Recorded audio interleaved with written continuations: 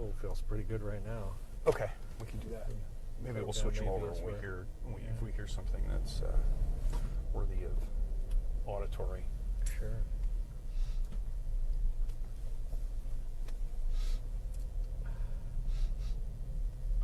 Well, this is the most exciting part, pulling out of the parking lot safely.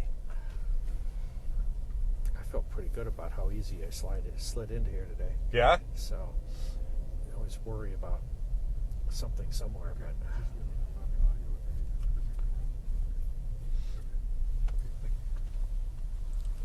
all right.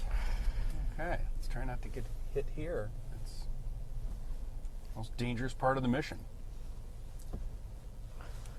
So I saw someone has taken a DeLorean or something akin to a DeLorean and turned it into a limousine. It looked like a 6-door. oh my goodness. And I saw it driving up, and of course, it had all the doors open, which, sure. Why wouldn't you?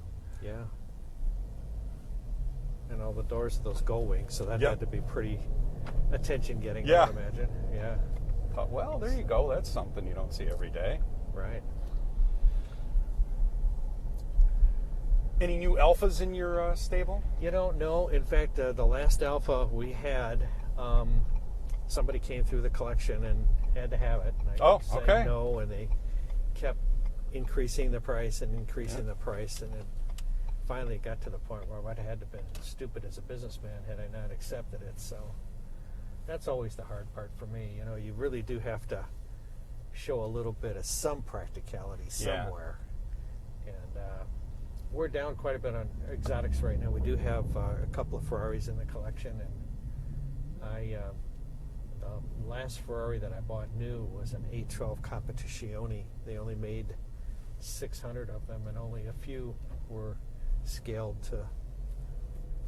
to drive in the States here. And that car really did very, very well at an auction we went to. They're so gorgeous. It's almost hard to get in them and drive them. They're so beautiful, if you know what I'm saying. So I'm going to go out on a limb and say we're not going to see one here today. I'm guessing they're probably not. Okay. Those few out there, they made a lot of 812s, but the Competizione, the last one they built, and they did that. It was from Ferrari at the time. They said it will be the last naturally aspirated, highest horsepower Ferrari they will ever build. Oh. And that's how it got its fame and fortune. So, but oh boy, look at this already! Holy moly! Well, Ken Lingenfelter, good morning. Good morning, John. It's a beautiful day here. It is a great day. Once again, we have Johnny Sarton in the back as our cameraman, and he's going to capture everything that we see here. Of course, if he doesn't, he won't do this again. But we're pretty sure he's going to come out. Well, Woodward is already hopping. It's 9 o'clock. I got out here about 7:30 this morning, and there was already people going. I was, it's typical with the Woodward Dream Cruise. Come by, and there's people that had a grill going, not a gas grill, a charcoal grill, and there was food already on it. Oh my! At 7:30. So they'd been there for at least a half hour. And they had what appeared to be some type of a carbonated beverage in a can. My guess is a Coca-Cola or a fine Pepsi-Cola product. There you go. Well, we're already seeing a lot of stuff out here. There's a little Pontiac up here on our left. Look at that 58 Chevy convertible. Holy moly. Beautiful, beautiful color and everything. This is the day that automotive enthusiasts, I was going to say around Detroit, but that's not even accurate. It's around the country. We're going to see plates today from, I think, everywhere. Maybe not Hawaii. That's a rough drive from Hawaii, but there will be people from all over, just like you're saying. And the one thing that we get involved in, obviously, I'm very focused on Corvette. That's always been our main product. Company was 52 years old this year. I'd like to say you're making a bad decision. I don't think you are. And so as a result, one event that we've been a part of for years has been an event called Corvettes on Woodward. Used to take place at the Kingsley Inn up on Woodward Avenue, but last couple of years they moved it over to M1 Concourse up in Pontiac.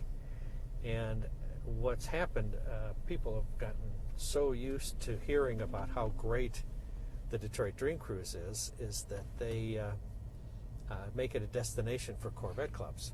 So, destination being the key word. There you go. And so as a result, we get Corvettes from all over the country that travel here in caravans to enjoy Corvettes on Woodward. And as you know, we've got the car collection out in Brighton, Michigan, and there's 170 cars in there right now, but the center room is all Corvettes. And so one nice thing about that is the fact that as all these Corvette clubs enter in the area, they know about what we have out there, and so we offer an open house for the collection the day after Corvettes on Woodward. So we've got Corvette people coming in from everywhere around the country, and it's so much fun. And we had a huge turnout on Thursday with people coming in. And hip shot, how many people? Oh, a couple thousand easily. And you know, of course, we've got a retail store in there where we sell Corvette apparel and things of that nature. And I've got the reputation of kind of buying lots of maybe unusual Corvettes to put the put the least at it. Okay. Yeah. Let's go with that. Yeah. You know, they're custom. People have always wanted to try and do something more, a little better, or have some fun with them. And here's this limousine. I think you said you saw. That's right. The DeLorean. Isn't that something? Wow. Talk about having a lot of free time on your hands. Yeah, you're not kidding. But anyway, so we host that day, and in one of the other, we're up at Brighton, and one of the other facilities that's up in that area is Pratt Miller Corvette Racing, and they've been kind enough, knowing the people that we bring out, to do an open house in their facility as well. So people could come out to Brighton and see the Lingenfelter collection, and then also Pratt Miller, which I'm so excited about what those guys are doing and watching Corvette racing and such. It's been great this year. So as a result, it's kind of fun for us, fun for them, and we get a chance to see even some more wild Corvettes. But we have the Corvettes that are there. I mean, I like the racing side of it. I like the custom side of it. I like the history side of it. We've got Zora Dunthoff's mule car, the car that he used to develop and try to push GM into racing Corvettes. And Zora is considered to be the father of Corvette. And but we have his 1954 Corvette. It was the first V8 Corvette ever built. It's pretty raggedy. I mean, he raced it quite a bit and used it quite a bit, and we show it off in the condition that he had it when he was trying to set speed records and things of that nature. But now, have you driven that vehicle? I have. I actually, Zora drove it at 155 miles an hour at the GM Proving Grounds back in Arizona. Milford, No, in Milford. This is the one, not in Milford, I'm sorry, in Arizona. And it was, I got to tell you, he had to be nerves of steel, because I drove it in an exhibition at about 60 miles an hour, and it scared the daylights out of me. But you know, Zora's dream was always to have that Corvette mid-engine. He wanted the engine in the back for racing. And you know, obviously with the new C8 Corvette that came out in 2020, that's finally been achieved. And I know I just talked on and on the last time we got together with us about the C8 Corvette, but I would continue to say it is such a good car in so many ways, and so fun to drive. That mid-engine kind of moved the center of gravity, handling. It feels like you're driving a go-kart, you know, very, very high-level go-kart, and very fun to drive. So, well, I know your wife races and actually does pretty well. It's so much fun to watch her. I'm so proud of her. My gosh. And she's not afraid of anything. She's actually on her way right now to an event where she's going to race at Road America. And but she just isn't afraid of anything, and she goes full blast. She's not dangerous, but she's having a blast. But that wasn't her objective, right? It was just all of a sudden she decided to drive. Is that sort of the story? You know, it's an interesting story from the standpoint that she, loved cars and was driving a lot of Camaros, and I was trying to push her into a Corvette because I knew she'd even enjoy that a little more. We ended up at an event with a Lamborghini club that one of the big speedways put up a go-kart track for us, high performance go-kart track.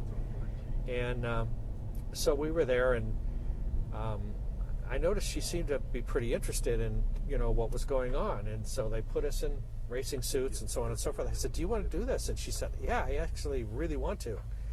And so she went out with the first group, and she hit the track, and she was flying around the track. I mean, it's the first time she'd done anything like this. So, I mean, she's just going, and I'm thinking, oh my goodness, she's going to spin out, she's going to hit somebody, it's going to be a problem, I'm going to hear about it the rest of the whole trip. Right. And that wasn't the case at all. She finally got to a point where she'd stretched it out, where she did spin out. But rather than, get off the cart and be upset about it, she just turned it right back around, got right back on the track, and flat out again. And within a couple of weeks, we got her a Corvette, and we were off to the races at that point on. So, literally. Yeah. And as I said, she's done very good. She was, her first year, she was first in the nation and fourth nationwide for NCCC, and she started racing SCCA with the Z06 that she bought, and we're just having a lot of fun. And as I said, she's on her way to Road America right now. So no real formalized training, no... Well, let's put it this way. Yes, there was. And it happens to be, and I think most Corvette owners know this, when you buy a new Corvette, you get an opportunity to go to a driving school out in Las Vegas area, Spring Mountain. And it's a certificate that you get, and it's not completely paid for, but most of it. And you go out there for 3 days, and you spend time with professional drivers on this group of tracks. They've got about 4 tracks out there. These are very competitive tracks, and they basically teach you how to road race. And was that pre or post? Post. Go-kart. Okay, post. so this was after the go-kart. Exactly. And with every Corvette I bought her, she got another one of these certificates, and so she'd go out. Now she's a regular. Actually, she's going right back out again. I think this will be trip number 15, and she's going to go take a class on the new Corvette E-Ray, and we're looking forward to that. We just got our first E-Ray here about 6 months ago. So, tell me about that car. So the E-Ray is has an electric assist, and it's not a plug-in. It's a hybrid, but so it's all-wheel drive, and basically, that makes it a whole lot better for cornering and things of that nature. I'm frankly, as soon as winter comes, I'm going to get a set of snow tires. I'm going to drive that car right through the winter. Right through the winter. Yeah, sure. I'm such a Corvette guy. The idea of having a Corvette to drive in the winter is something really attractive to me. But so she'll get some instruction on that. I'm pretty sure she's going to get it and start flying around the track right away. But anyway, so that will be a lot of fun for her, and fun for me to watch her develop her driving skills.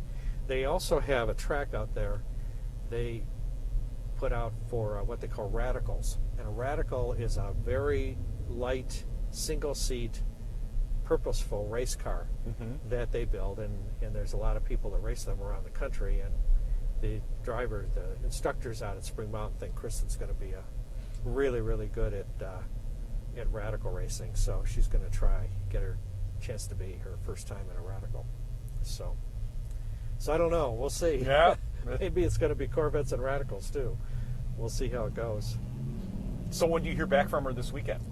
Well, she's going to be back. I'm sure she'll call me when she gets out there. I'm sure she'll be in touch with me at Road America. She returns on Tuesday. Oh, okay. And then we have an event called Corvettes at Carlisle. And this is a very, very big Corvette event that gathers in Carlisle, Pennsylvania. I've sponsored the autocross out there for several years, and so we'll be sponsoring the autocross race. and I'm sure Kristen will take part in that. And then when we get back, I had something really nice happen for me this year. Completely unexpected, but I was appointed to and as a director at the Corvette Museum. And I don't know if you've been. I have not. It is on the list to do. It is really a jewel.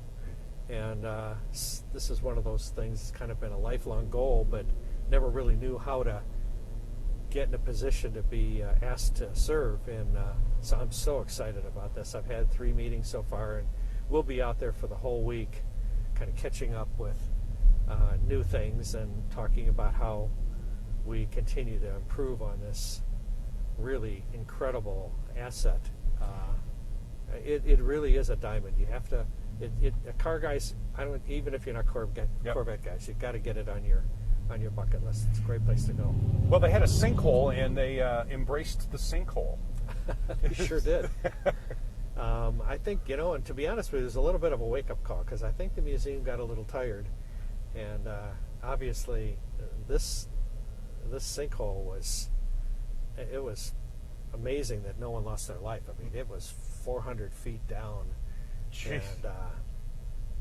And I may have told you this story, but when my company is 52 years old this year, wow. When my company was 40 years old, the Corvette Museum offered an opportunity for us to put 4 of our best cars on display right in the rotunda at the museum. And so I thought that was very nice of them, and we sent 4 cars down, and the year went by, and at the time they called me and said, okay, Ken, thank you, really appreciate it, and we sent reliable carriers down to go pick up our cars.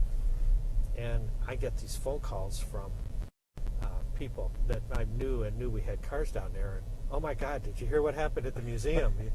And we had just picked our cars up a few days prior to that sinkhole opening, and we had the car there that we raced the Blue Angels jet team with. Yeah. We had really, really important cars that had to do a lot with the history of my company, and thank goodness we were able to get them out before it happened, but we would have lost every one of them. Oh, my word. But it is truly a bucket list thing to do. Mm-hmm. I can guarantee anybody, any car enthusiast, you don't have to be a Corvette enthusiast. It is a fun place to visit. So, well, we're heading southbound on Woodward. We're coming up to 11 Mile here, and I don't know, you want to drive up into Ferndale, or you flip around? You're the driver. Take us around, John. That's a mistake. I'm loving everything I'm seeing here, including this funny car that is sitting out there. Isn't that crazy? Wow. I kind of grew up in Dearborn, so I spent a lot of time as a teenager up and down Woodward Avenue here. And I grew up in what's now, well, back then it was called Milford. Now it's White Lake Township. Okay. And we spent a lot of time right along here. Yeah. Telegraph Road as well. Yeah. And we had a blast. I didn't misbehave too often. Huh? That's because you got this on. Okay, I'm with you. But there was a lot of guys testing their cars. Woodward Avenue. Yeah. I don't know why. It was a different time back then. It definitely was. It was again, like today, it was a destination, and that's what you did on Friday nights. Yep. Come on, let's go.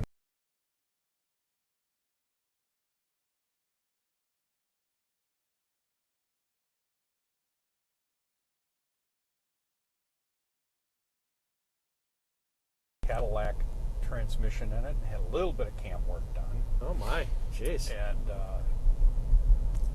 I had to keep 200 pounds of rock salt in the back. Okay. And back then I couldn't afford tires. But J.C. Penney used to sell tires 20 years ago. Yeah, I know. So I remember. My father, who was kind of a closet hot rodder, worked for Ford, and he said, "Just go buy J.C. Penney snow tires." He said the rubber's softer. How about that?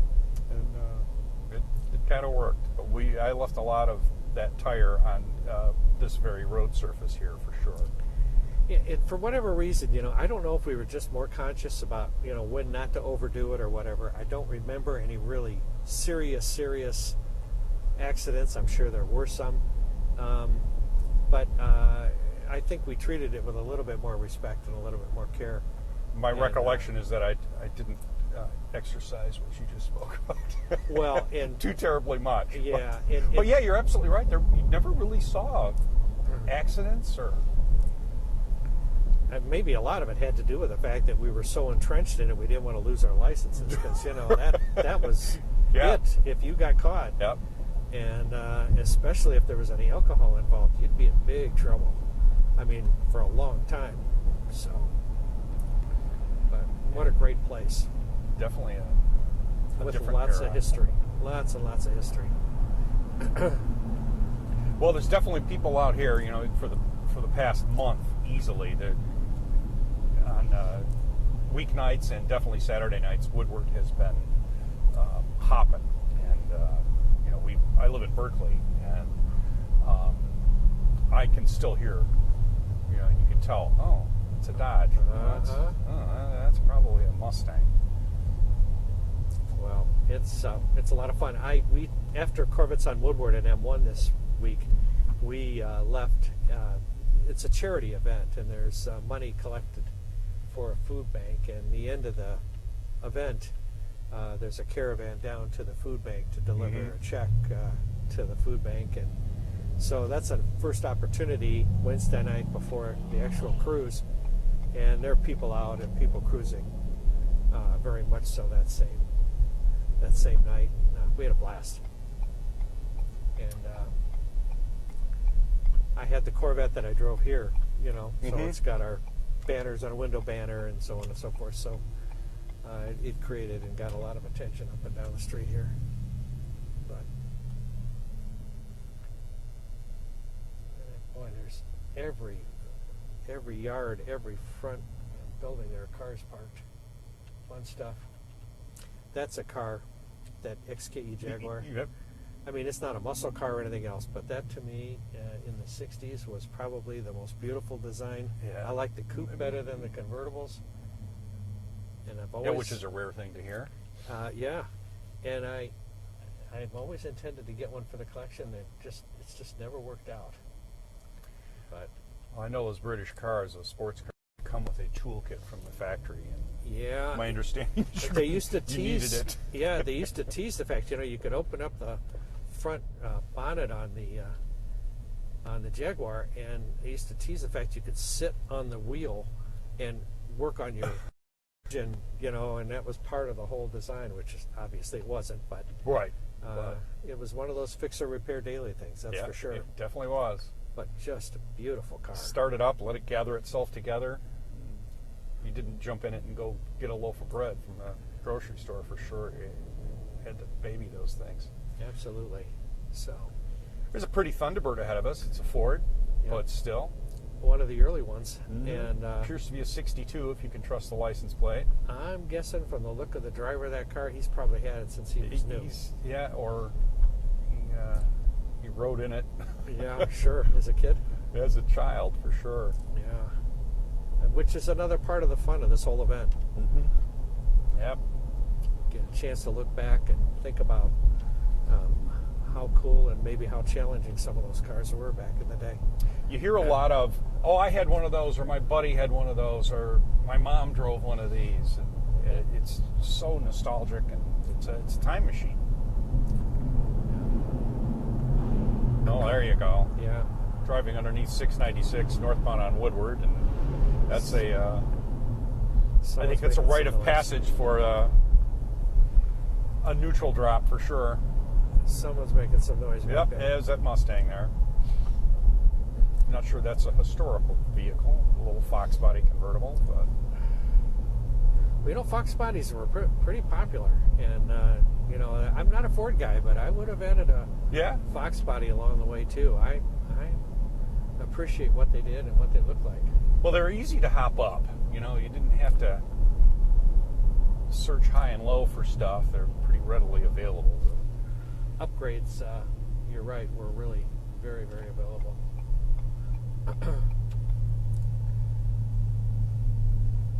I'm just gonna, I was thinking I wasn't gonna do much. I'm gonna have to go up and down Woodward a few times today. I just can't help myself. That's just too much to see here.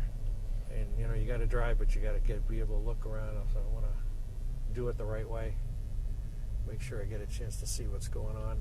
So I'm not sure how you're going to answer this question, but do you rev the engine going underneath? I'm past that now. You're past that a little bit now, but well, you kind of do carry a big stick there, and you kind of do know that. Yeah. But having said that, though, I appreciate I can enjoy the noise they're making. And really, to be honest with you, I'm at a point now where somebody goes by and revs, I can tell whether it's twin turbos or supercharged or, it's just kind of something that grows on you and you learn the different noises. Well, along the right side of the road here, there's quite a static display of just wow, and everything too. Ford Chevys, everything. Hot little rods. rat rod there. Yeah, I saw the rat rod as well. Yep, that's what this is all about. I've got to keep my eyes open because at some point here we got a couple of. More than a whole bunch of Lingenfelter cars. A guy called me the other day, and he set something up. Got to meet a lot of people that had other Lingenfelter cars. So there's going to be a flag and a whole bunch of Lingenfelter Corvettes and Camaros from the past. So I'm kind of watching for that here a little bit. But we'll keep our eyes open. Johnny, feel free to shout out when you see that. All right. I'll be on the right, but. Johnny just sits in the back seat, doesn't say anything, doesn't make any noise. Have you noticed that? He's probably, focused on the cars.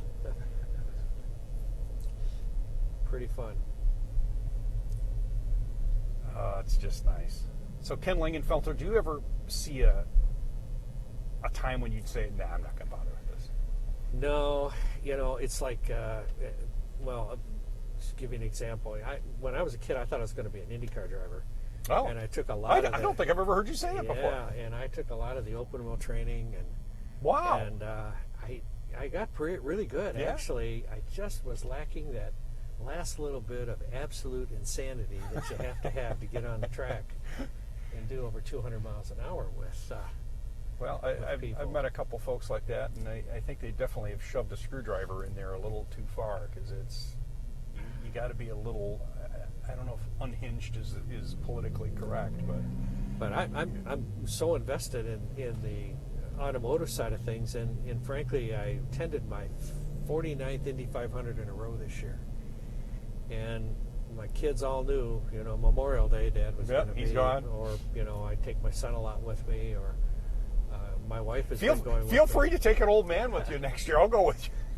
Well, for sure. I mean, I've been there. I've gotten sunburned, windblown, actually even snowed on one time. Believe it or not.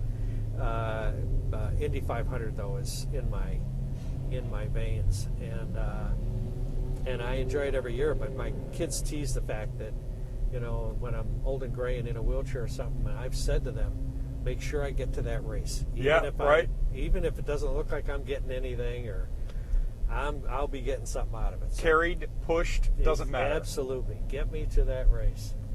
So I'm hoping I got many more Indy 500s ahead of me. This year, 350,000 spectators. Imagine that. And just to see the track is something that, amazes people if they have never been. And then to have those cars fly by you at 250 miles an hour is just really something to behold. And so, does that answer your question? I think it does. Yeah. Absolutely, I think it does.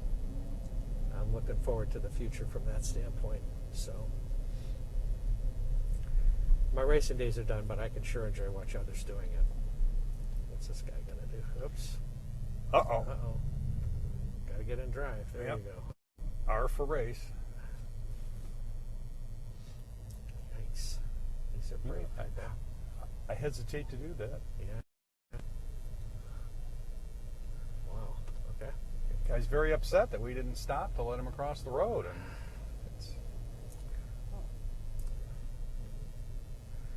brave or insane. Don't know which. Well, I'm not quite sure who had the right of way there, but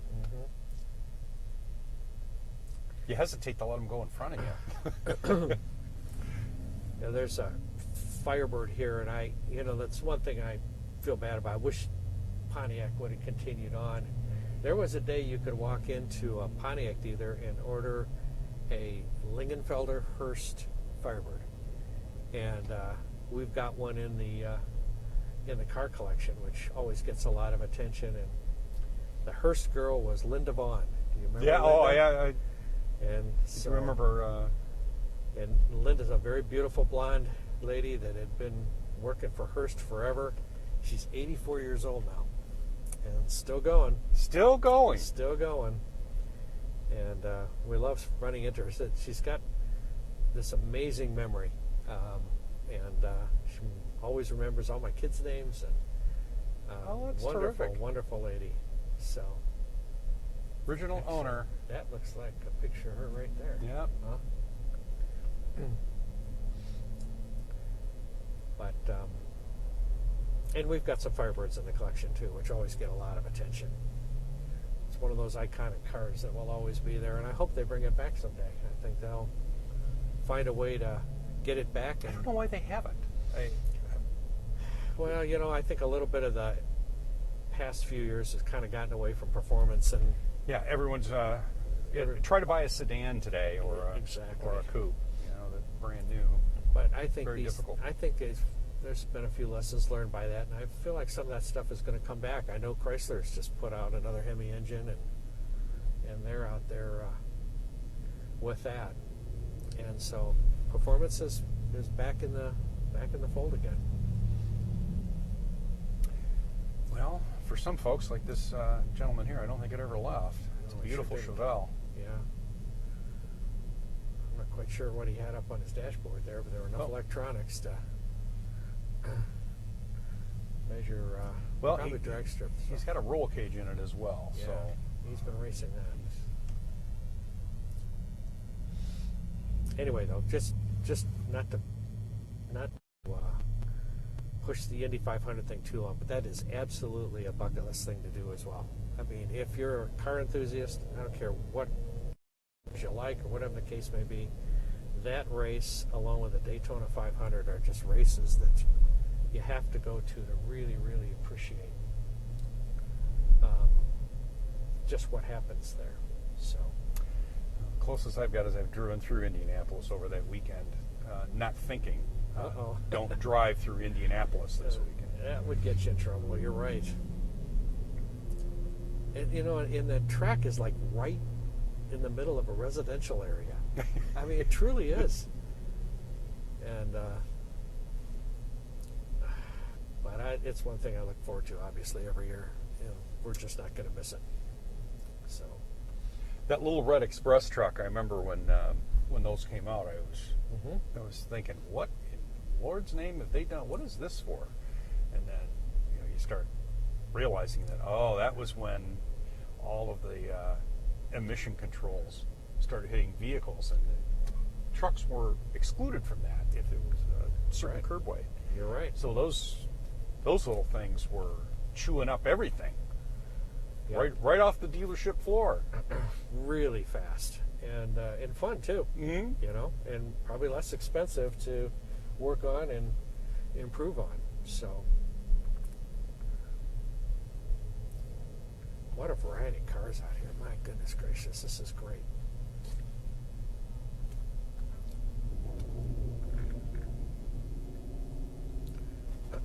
What do you need, Chad?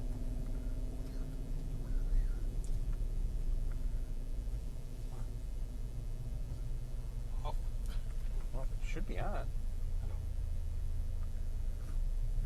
Well, I'm watching for that Lingenfelter flag, and I haven't seen it yet.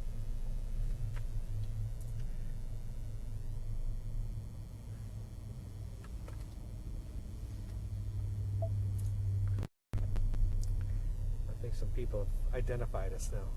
We got Channel 7, I'm sure, on this thing. We did, yeah. I decided to throw a little. Good idea, because we're getting waved at quite a bit. So. Is that better, Johnny? Oh, you wanted it off.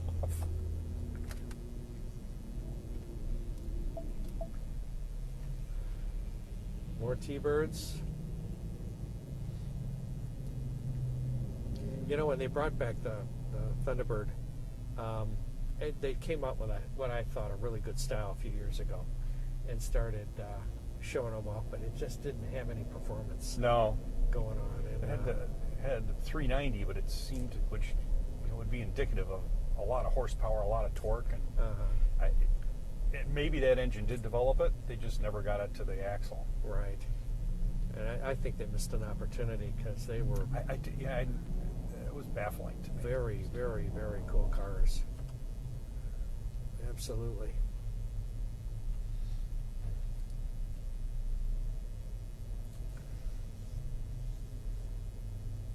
You look at those old Buicks. There's a fine example of the Electra 225 back there. Oh, you're not kidding. And 1.5 miles long. Oh my gosh. We have a Lincoln Continental in the collection that was one of those with a real big squared off cars. And boy, when you put that thing in, I don't think there's any garage anywhere that could contain. I mean, the rear quarter panel, 18 feet long. Exactly. Yeah, it'd be sticking out the garage. There's no way you'd be able to put that car in a normal garage. That's for sure. Well, they were all big back then. Yeah. My mom and dad had a '76 Mercury Grand Marquis it just kept going. Mm-hmm. Absolutely. That was my mother's. She was kind of a closet hot rodder, and she would just tell my dad, just make sure you get the biggest engine in it. No kidding. Seriously? And, wow. Oh yeah. Yeah. So that's rare. He ended up getting it. Had a 429, I think that year, or 427. I'm not sure. I don't recall which one. Was it a Ford? Are you saying? Yeah, it was a Mercury. Yeah, that would have been a 429 then. Yeah. So it sounded pretty good for a big luxury land yacht. Mm-hmm. But the rear axle ratio was horrific, and she just couldn't stand it. Now, at 35 miles an hour, 35 to 90, that thing was unstoppable. But it took an hour and a half to get, it was just terrible.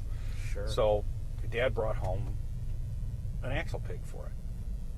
He says, come on, we're going to go out and do this. What does this do? You'll see. So we took the one out and put it in a dolphin. All right. What a difference. And I still remember there were some kids. And of course, the Nova sat like this. They had huge slicks on the back, and they had it all jacked up, and it had a little V8 in it. And so they would pull up alongside on the road to try and zip around you, cut off. And so she'd be sitting in the car. Sure. And they'd pull up next to her, and she'd just put her foot down. That was an on-off switch to her. And it'd light up those tires. It was a locking axle. And you'd get up to the next light, and I just remember the look on those kids' face. Look over and see this little lady, and she just had a big smile on her face. Well, my drag racing days at the drag strip were a blast, and but I got to a point, and it was in a time in my life where I had to use that car for my daily driver too, so it had to get me to work the next day. Yeah. And that was the only way. I mean, they put a lot of money into that car, but it had a purpose, and so I was always a little disappointed because I never really could go as flat out as I wanted to, because I really was dependent on that car to get me to work. Ken, it appears you have a strong work ethic, and that story just supports that. Well, it also didn't have any money either, so that was a lot that had to do with it. There might be an underlying current there. Yeah, exactly. Arguably. Yep. I see some Vanguard cars. Have you seen that facility in Livonia? No, I have not. Vanguard is, they take cars and restore them or build them up or whatever the case may be, and they have just done an amazing job. I don't know if you see the sign up there that's got the red. Oh yeah. Okay, I see what you're talking about. They're very, very involved in social media, and they have, I don't know, I mean, they've just really figured it out, and they've got an incredible niche. And we work with them a little bit from the standpoint, I've got one of those shops that does expel paint protection. And so when they get them all done, many times the owners want to bring them down to so that they don't get any paint chips because of the fancy paint jobs and everything else. But Vanguard has done a really good job.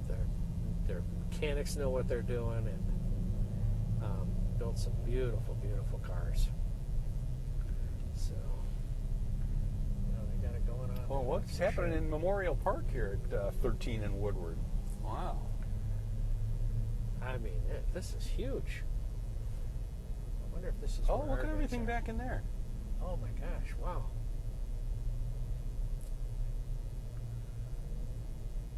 Very cool. That might be a park and a walk. I'm thinking it might be a good place to come down and take a walk around. For sure. GM Performance is in there. Very good. Barrett Jackson. My goodness. This, by the way, this year was the first Barrett Jackson in Scottsdale that I'd missed in 30 years. And did you have the flu? What happened? It just didn't work into the schedule. Yeah. Some other commitments that we'd made. But, the other thing that's happened, and you've probably seen these auction companies that are online. Yes. Are you familiar with bringatrailer.com? I am via you. I've had a few guys say, "Why'd you tell me about it?" I do. I still want it. John, want it. Need it. Want it. I start my day with a big Starbucks, and there's 160 cars that are up for auction each day, and they're on auction for about 6 or 7 days, and I've been known to car or two and sell a car or two. Does the lovely Mrs. Lingenfelter ever say, "Can you get a decaf this time?" Yeah, and sometimes take it easy. Something will show up in the collection, and she say, "Why did we buy that?" But I've got some unique tastes in cars, things that I've liked over the years, and it's probably not a good idea for me to talk about it when I'm really thinking about buying it, and just kind of have it show up at some point. I just bought Dale Earnhardt and I knew each other years ago. I mean, I don't want to make it sound like we were best friends, but sure, because we were into racing and things, we were always friendly with each other. And when he passed, it was a really tough time for me to get my arms around that whole thing. But they made some commemorative cars for him, and a couple weeks ago there was a Dale Earnhardt Monte Carlo that was up there, and it's like one of 10 that was done. And I couldn't help myself. Where's it at? It's in the collection. It's right in now. the collection. Yep. Hey, how do people come to the collection? We're out in Brighton, so it's pretty easy. It's just straight out 96 to Kensington Road, and then south goes right into Office Park, and we're in there. The challenge, and I think you know this, we're just not open to the public. We do events, we do charity fundraisers, and we do corporate meetings, and it's worked very, very well. Since it's not open to the public, it keeps it special, so people, it's a destination when we do plan something. I think this year we'll have, when we do our spring open house, we always do that for the American Cancer Society. Right. I think it's totaled up, we'll probably reach $500,000 that we've raised for them with that one event on one day over the years. And so it works. It's a good thing that works. Obviously, too, when you have things open to the public, you've got to have a lot more attention to it. Sure. Yeah. And we just don't have the staffing to do that. But well, if you're out and you're listening and you have never been, you need to pay attention to his website, and we do our best to get Ken on air on WXYZ as well the week before, and it's worth a visit. I will tell you that you're going to plan on waiting in line. I know I didn't make it this year, but in years past I've been, and was cosmically shocked at the number of people that showed up for that. And it really makes you feel good knowing that people are coming out. They get the benefit of seeing everything in your collection, but they also give too. Yeah, they really do. It's just it makes you feel good. Yeah, thanks for saying that, John. It's not you don't buy a ticket or anything else. It's a donation at any amount at the door. Mm-hmm. And some people give us a couple bucks, and some people write big checks, but they all seem to come in and enjoy the collection. And if you're a car enthusiast, you're around a bunch of other people that are car enthusiasts too. So, And kids, entire families. Yep. It was, you expect to see guys like me out there walking around, and that was not the case. It was really, really. It's heartwarming. It really is. I'm grateful to you and that you do that. It's just a wonderful thing. And thank you for saying that. I do get teased now and again for some of the cars that I bought. I mean, not many people have a Levi's Gremlin, and actually talk about it on purpose. That's stuck in your mind. There's a Chevette. There is a Chevette. Chevette in there, so I get teased about that. Yeah, but those have a place in your heart. They do. They touched you at some point. Yeah.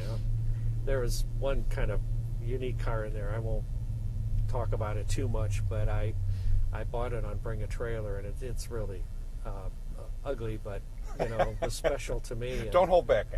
And that's an interesting site because they'll have places where people can make comments about the car and ask questions of the seller and things.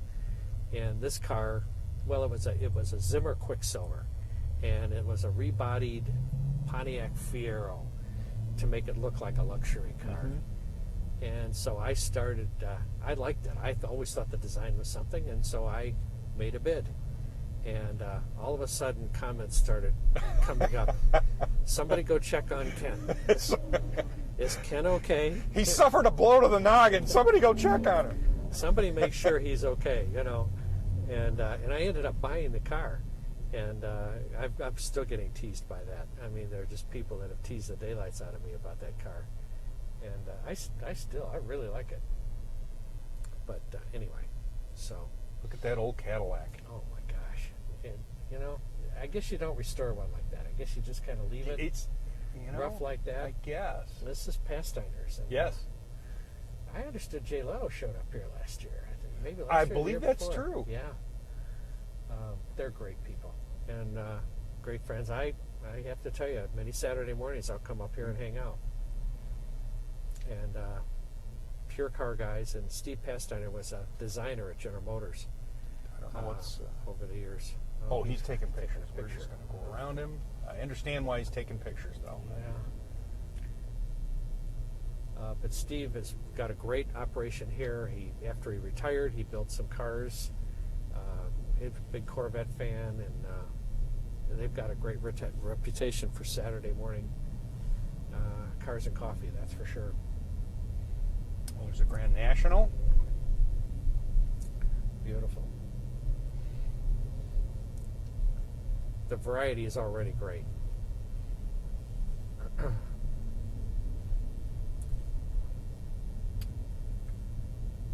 I see a lot of people. Looks like they're going to be here for the whole day too, because they've got their hookers out and everything else. Yeah, they are hammered in for sure. I haven't seen any burnouts, which I'm really glad. No, I haven't heard any. No, I don't really see the necessity to do that. But there are some that can't help themselves, I guess. But maybe it'll be later this afternoon. I'm sure that'll happen at some point. Oh, there's going to be some at some point.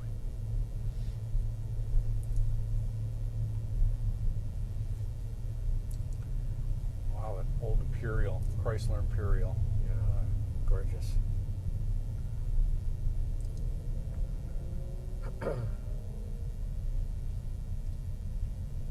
'60 Chevrolet slammed. I guess, is that what they call them when they're way down?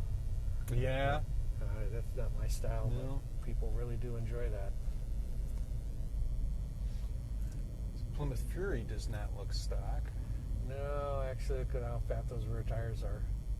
I'm guessing that spent a lot of time at the drag strip at some point. Probably. Those back in the 60s and whatnot, you could get a car that, the Plymouth Fury, which was kind of a grocery getter,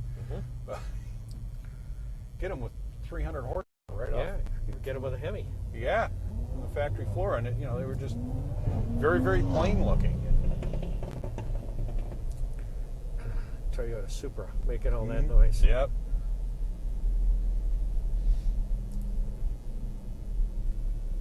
Well, I haven't seen your Lingenfelter guys out here. No, I didn't see them. It's possible that they had to get something way in the back. Yeah. But flag, maybe.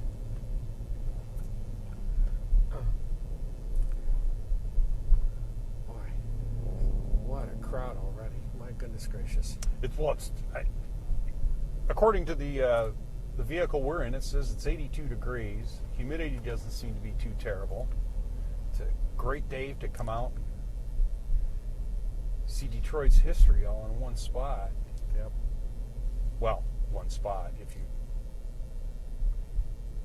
take in the fact that it's about 16 miles long, one spot. Yeah, that'll be a fun day. I'm glad the weather's cooperating. 30 years of this. Still unbelievable, isn't it? 30 years.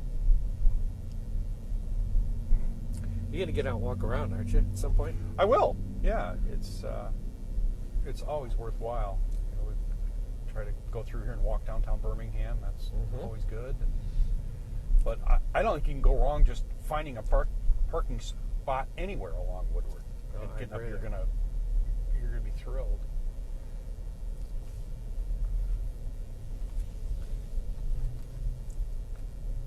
I've got my eyes on a few other cars to acquire this year. Oh. And we'll see how it all goes. I have to get that new ZR1 Corvette, obviously. We have one ordered. We'll see how it goes. I'd like to say that maybe we get a little extra attention from somebody, and Maybe they put the order through quicker because we're such enthusiasts. But Right. I don't count on that. But that new ZR1 is like the ultimate. There was a show that took place a couple weeks ago called the Traffic Jam Show up in Troy, and it takes place at the Columbia Center. And the gentleman that runs the show is a guy by the name of Alan Kurlek, and Alan did a lot of the building up of Troy. He was owned a big construction company and so on and so forth. And this whole parking lot for the Columbia Center for a Sunday, usually the end of August, beginning of September, is the Traffic Jam Show. And once again, it was an absolute amazing show. And every year it goes by, they actually get to a point. You know how big that property is. They end up having to turn cars away. But this last year, they hit it out of the park. It was so good. And, you know, they're getting into a position where they're focusing on certain levels of cars and cars that they want to come. And absolute tremendous turnout, great cars, lots and lots of fun. And that's a show that I've got on my permanent list around the Detroit area here. So when you go, do you just walk around? Do you go announced or unannounced? Or? Pretty much unannounced. We'll take a car or two. Yeah. You know, we're doing a few things with the C8 Corvette that a lot of people think couldn't. The supercharged cars, we've sold several hundred of those to customers, which has been a really good opportunity for us. But you know, somebody like myself, I look at Corvette and 427 just kind of go together. And so we felt like we had to devise and find a way to build a 427 engine for that C8 Corvette. And we've done it, and it came out great. Now we're adding twin turbos to it, and our test mule did about 1,200 horsepower with the twin turbos on it. I'm not sure if that's the way we'll offer it to our customers, but well, you've got to do axle work on that for that, right? We've got to reinforce a number of things. Although I have to tell you, General Motors, here I go again, oogling over C8 Corvette. They've really covered the bases on that car, and it being so well built and so well balanced and everything else, it's taken away a few headaches from us in developing, you know, other products from it. But you know, we'll be out there showing those cars off this year, and having some fun with them on the track and everything else too. So we'll see. Well, we made the flip around, and we're heading back south on Woodward through Birmingham, and already you can see that there's thousands more people, it appears. Yeah. A lot of these seats were empty when we came through an hour See ago. the Viper Club going down the other side there. Oh, yeah. Boy, that was an interesting car. I owned a couple of them, and I really, really enjoyed them. It's when they really started to stiffen up the suspensions in cars. Mm-hmm. And as much as I love that car, for a road trip, maybe not such a good idea. Yeah. You know, for things like this and around town and everything else, but on a highway and such, it might even loosen up your fillings when you hit the cracks in the roads and things, you know. Well, I was only in one once. A friend of mine worked at Chrysler, and he had one for 3 months. And he's always been kind of a fearless guy, and he said that vehicle scared him. Well, I wish they would have continued it, to be honest with you, because it had a great reputation, and they were having fun with the style and everything else. Mm-hmm. And that's a unique way to sell your car. Right? Yeah. Well, it's a good place. Mm-hmm. Captive audience for all intents and purposes. For sure. Didn't they take the Viper and put an Italian body on it? What was that thing? It had that pickup truck boy, you're tailgate on the back. I'm gonna have to look that up. Yeah. This would have been so much more interesting for our listeners had I actually known what I was talking about. Well, I have to tell you though, it sparked my memory too. And the one thing I notice every year I get a little older, I have a little harder time remembering things. But they did. What were we talking about? Yeah, they did do that. And now I'm gonna think all day. Okay, what was that? What did they do? And how did they do it? And what happened with that whole idea? Oh my God! It was a beautiful car. I think they kept the same interior though. That it still had the Viper interior, but it was completely reskinned, and it was a sexy car. Well, it really was, and I'll think of it before the end of the day. And if you're still wondering about it, give me a call. Maybe I'll thought about it. Then again, maybe I won't. Yeah. Let's kind of lay those things go. Well, I guess we're gonna have to stop up here, right? I think so. Now that's unique. Look, it's this Cadillac here. I guess it's slammed to one side. A little bit. Yeah, it's just kind of all the way down on the ground on one side and all the way up on the other. The Ford pickup up ahead there. Mm-hmm. What did they call that? They had a drag car. Yeah. What was that? Gosh. Everybody knew it. Everybody knew that Hemi under glass? No, that wasn't it. Because it's a Ford. Darn. Oh, that's a Dodge. Huh. Just to look like the Ford. That's my buddy John. That's his Shelby there. So around the corner from you is the Ford. What is that guy's name? Again, this would have been a lot more interesting had I remembered. Up by the collection? Yeah. No, not by the collection. In Novi. Off Beck Road. There's a Studebaker place, and then back around there's a... I know where you mean, but I can't think of the name either. He was a Ford racing guy. Okay. But John bought that GT500. Okay. And when he bought it from him, it was 1,000 horsepower. And John decided this might be a little bit... I might have overthrown my coverage here just a smidge. So he's had it detuned to 750. We just passed a sign for Cruisin' Media. Are you familiar with that? Yeah. Mick York. Boy, he's done a great job. What an enthusiast he is. And he's been out doing video production and things of that nature along with the Cruisin' Media thing. And he's a guy after my heart. I really, really enjoy him. They've got a magazine that comes out now once a month, or once a quarter, I think. And I've been writing an article for him ever since he got started there. But great resource. Knows every single solitary event going on anywhere near here. One thing I always like to plug a little bit is I'm a trustee up at Northwood University, and Northwood is a automotive school up in Midland. Yeah. And if you're a car dealer, you've gone there. Exactly. That's where a lot of car dealers send their kids to get educated to kind of take the business over. But amazing school, but they do a show in September that is put on solely by the students. And it is an outdoor new car show that is probably the best you'd ever come across. No kidding. And the students, they're always one-upping themselves. It's a really, really, really good show. Usually halfway through the month of September. And I don't remember the exact dates, but certainly a bucket list thing to do as well. Midland's only an hour and a half from this area here. And we've been helping them a little bit because we'll do recruiting efforts in the collection for high school students. Wow, that was unique. Well, I think we're done, Ken. Well, once again, John, makes me sad. Yeah, but I look forward to having this time with you. Gets us a chance to catch up, and at the same time, I always learn a thing or two from you. Most people can't say that, Ken. Well, I can, and I appreciate you including me on this. It's so much fun.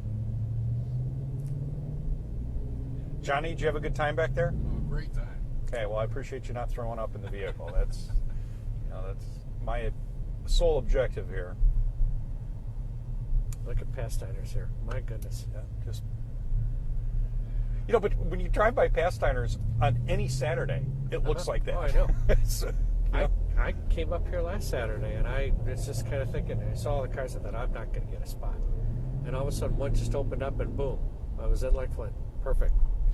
Got a chance to see a bunch of people and get caught up. And they've done an amazing job.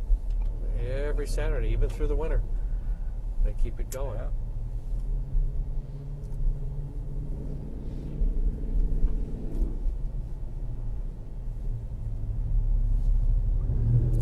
Well, what's next? Well, I'm going to take a walk through downtown Birmingham, I think, kind of catch up with a few people that I know back in there. Okay. And then head up towards